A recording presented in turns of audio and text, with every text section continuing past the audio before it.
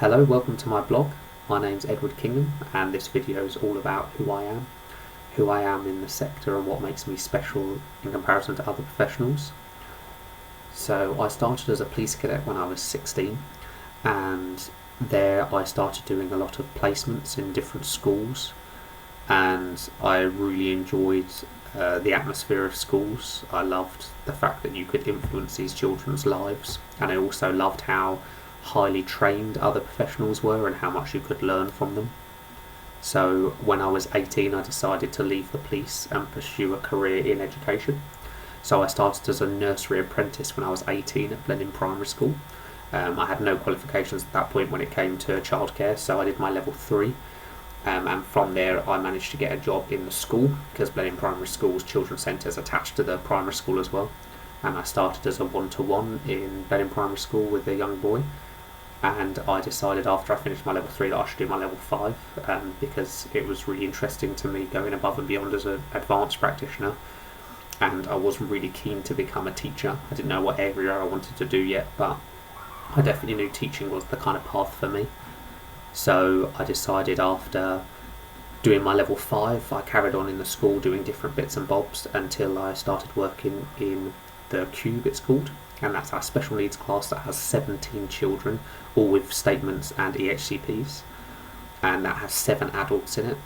And I worked as a behaviour specialist there, learning more about autism, what helps children, what calms them down, what influences them, how they learn, coming off the normal curriculum and doing specialised plans that are tailored to them. And I really enjoyed that. It's such a learning experience to be able to be in a classroom surrounded by very highly trained people with children that all have such unique personalities as individuals. And I just really enjoyed the fact that not only was every day just completely different, the kind of things that you get to teach these children are pure life skills. They're not just a bit of history, a bit of science, they're things that every day they need to learn to do, and without us they're not able to do those things. It could just be making a sandwich, it could be brushing your teeth, and it was really special to me that we get to influence these young people's lives in such a personal way, and the parents are always so on board with everything you do, and they get so many more opportunities to come into the classroom and actually see what we do and how we influence their children and how we can help them at home as well. And that's the amazing opportunities of special needs classes. You get to do so many more extracurricular trips, you get to go to the shops, you get to go swimming, and that for me is just really special. And that's when I knew that after doing this degree I wanted to be a special needs teacher, and I'll be starting my skip as a special needs trainee teacher in September at John F Kennedy School in London, and I'm really excited for that. So after completing my level 3, my level 5 and my degree, I've obviously learnt a lot about different theorists, about different research, different reviews that have come out, and never before really have I been so directly influenced by the ones that I've learned fully on my degree. And I think because we're given those practical skills where we actually go out and we change things in the workplace and we actually put these things into place, that you actually start to reflect a lot more on these theorists and on these reviews and what they actually mean to the school you work in, and you can actually really start to see just exactly how they work and why they're there, why they're effective. So for example, one of my favourite ones, I manage breakfast and after school club, so I do manage about 8 different people, and also during the day I sometimes teach in the special needs class I work for. And one of the changes I made was gym trail, so it helps children's fine and gross motor skills. And for that, I looked up a lot about De Bono's 6 thinking hats, and it was amazing how it kind of helps you, especially when you're managing such different personalities. It really helps you to think about where people are coming from, the fact that everybody can approach a change with a different hat, and it's up to you to differentiate between the different adults and understand how to help them best with the change. So that was amazing for me, and it kind of helped me break down any barriers that I had between people, and how as a democratic leader myself I need to make sure that everybody's influenced by the change and that it's a change that they want to happen. even if it's something that's not particularly appealing to them. If they have that influence on the change, then they feel like they're more of a part of it and it's not just been forced upon them. So that's really good and making changes 10 times easier for me, and it's a change. It's a theory that I hope that I'll be able to use throughout my career. Also, the theory of Bandura's social learning.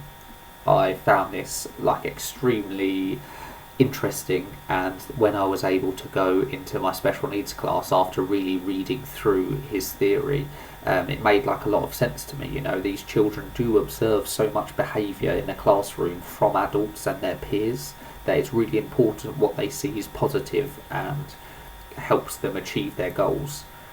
So especially in the class I work in, the theory often talks about how children are more likely to imitate behaviour of peers that are similar ability to them, which is why it's really important our school provide an opportunity for these children to be around the children of the same sort of developmental age, and also peers that are slightly above them. They might have the same social skills, and that they can interact with them on a day-to-day basis and have the time they need to learn everything they need to know. And also I find it really interesting how they learn more according to the theory based on if they're the same gender as the person they're interacting with. And if you think about the workforce of early years, you're looking at about 2-3% of the workforce as male, which means that these children aren't going to be influenced as much potentially by women, and there are hardly any men. But in our classroom we're lucky enough to have 2 males and 5 females, but even that's a fantastic ratio in comparison, and these children still get an opportunity to be able to interact with male practitioners. And I think, especially considering a lot of families at home might be broken up, they might just be with mum, they might just be with dad, it's important that they get opportunities to talk to male adults and females. When I work in the class that I work in, we have quite a skew-whiffed ratio of boys with autism in comparison to girls, and the diagnosis is roughly around the line of 1 girl to 4 boys diagnosed with autism. Not to say there are less girls with autism, because the way they're diagnosed can be quite tricky, and girls are very good at hiding it. But the way the classes work, you do often find that you'll have a lot more boys in the class, so it's even more prevalent to have those males in the classroom, especially if what Bandura is saying about them being more influenced by their own gender. It's fantastic for me, and it's so interesting to think back on. Finally, the Nut-Brown review. I find this really interesting because where I used to kind of have the viewpoint when I was younger that training is just one of those things you have to do, especially if I went on a training course and I already knew what they were doing the training course based on. I just never really understood the purpose of why I had to go. Whereas now, after reading the review and understanding as a pedagogical leader the importance of constantly self-reflecting and educating yourself, and these training courses give you the opportunity to do that. You're either there to learn something new, or if you already know something, challenging yourself on it and understanding where you can go from there. And the review as a whole, it does open up your mind to kind of thinking, where are we as a school when it comes to constant training? And we're actually really good. We make sure every member of staff goes on training courses consistently, and that we're constantly reflecting in our performance management on how our years went previous and what we can do better.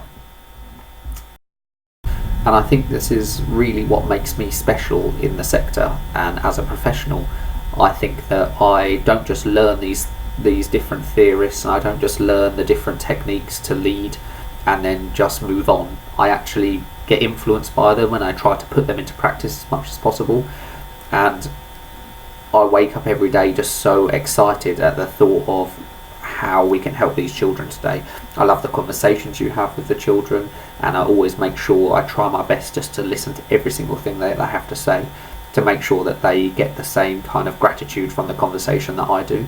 And I also just love being surrounded by so many professionals, and I always find feedback so helpful, and I'm hoping that's a good quality that I have, that when I get It might be negative, might be positive feedback. I try to take it on board and learn from it, as opposed to getting a bit annoyed that somebody has made a comment. And I hope that throughout my career I can carry on doing that and show that I can constantly learn and evolve as a practitioner. Thank you for listening.